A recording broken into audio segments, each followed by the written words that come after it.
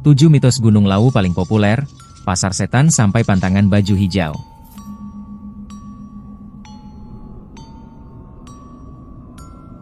Hai Sobat Dinding Misteri, mendaki gunung merupakan salah satu aktivitas yang sedang menjadi tren dan digandrungi oleh para remaja di zaman sekarang.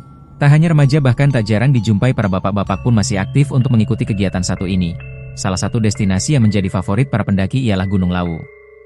Selain indah dan penuh tantangan, gunung ini juga terbilang unik dengan beragam cerita di dalamnya.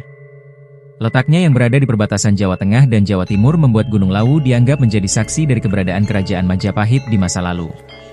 Tak mengherankan bila banyak cerita hingga mitos beredar di masyarakat perihal Gunung Lawu yang masih dipercaya hingga saat ini. Mitos seputar pasar setan hingga pantangan memakai baju hijau menjadi yang paling populer di antaranya. Tak sedikit orang yang mempercayai mitos tersebut. Bahkan mereka meyakini bila seseorang menantang mitos tersebut, akan berhadapan dengan resiko besar. Lantas apa saja mitos Gunung Lawu yang paling populer? Melansir dari berbagai sumber, Dinding Misteri akan merangkumnya sebagai berikut. 1. Pasar Setan. Mitos Gunung Lawu paling populer pertama adalah Pasar Setan Gunung Lawu. Pasar gaib ini disebut juga sebagai tempat sarangnya makhluk halus. Menurut informasi masyarakat setempat, puncak Gunung Lawu yang terkenal adalah Hargo Dalem. Sedangkan puncak tertinggi gunungnya adalah Hargo Dumilah. Ketinggian gunung yang mencapai tinggi 3.265 mdpl dianggap masih menyimpan cerita tersembunyi tentang Kerajaan Majapahit. Puncak Gunung Lawu menjadi tempat dari pasar setan.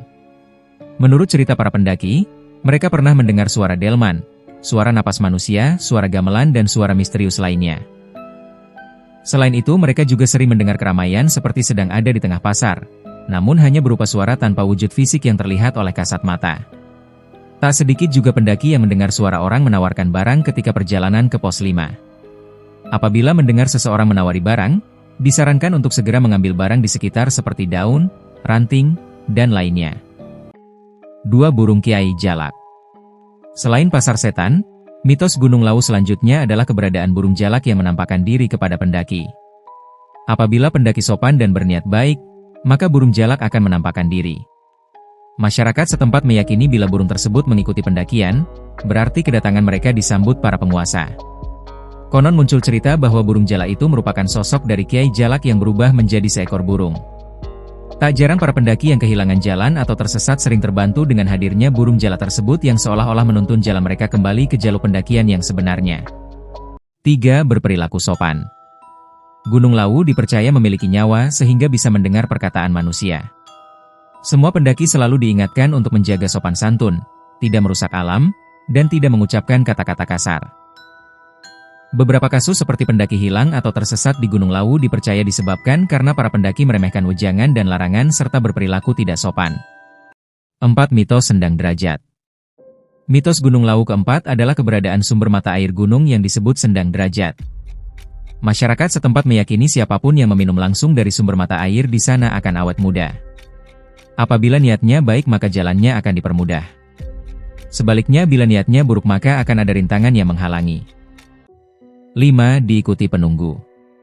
Gunung Lawu dipercaya menjadi rumah bagi para makhluk tak kasat mata. Beberapa pendaki mengaku pernah merasakan diikuti penunggu Gunung Lawu.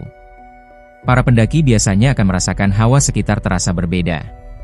Menurut cerita yang berkembang, pos 4 pendakian dianggap tempat paling angker dan jarang sekali pendaki mendirikan tenda di tempat. Di pos tersebut pula banyak orang yang meyakini bahwa ada sebuah gerbang gaib yang menjadi pembatas dimensi manusia dengan yang lainnya. 6. Aktivitas spiritual Gunung Lawu. Gunung Lawu memiliki 3 puncak utama yang menjadi tempat sakral. 3 puncak gunung tersebut diyakini dipakai sebagai pusat aktivitas spiritual. Para pendaki pun diwajibkan untuk mematuhi aturan yang berlaku. Salah satunya ketika malam 1 Suro, puncak Gunung Lawu dijadikan tempat bermeditasi para spiritualis. Biasanya pada malam ini warga setempat bersama-sama melakukan ritual, berdoa dan kegiatan lain sebagai bentuk penghormatan pada malam tersebut. 7. Larangan baju warna hijau. Mitos Gunung Lawu terakhir adalah larangan memakai baju warna hijau. Meski tidak tertulis, peraturan tersebut wajib dipatuhi untuk keamanan selama pendakian. Warna hijau menjadi warna favorit Ratu Pantai Selatan sehingga muncul keyakinan bahwa bila memakai baju tersebut maka pendaki tersebut akan diculik. Meski menjadi perdebatan karena lokasi Gunung Lawu dan Pantai Selatan sangat jauh, masyarakat dan pendaki tetap wajib mematuhi peraturan tidak tertulis itu.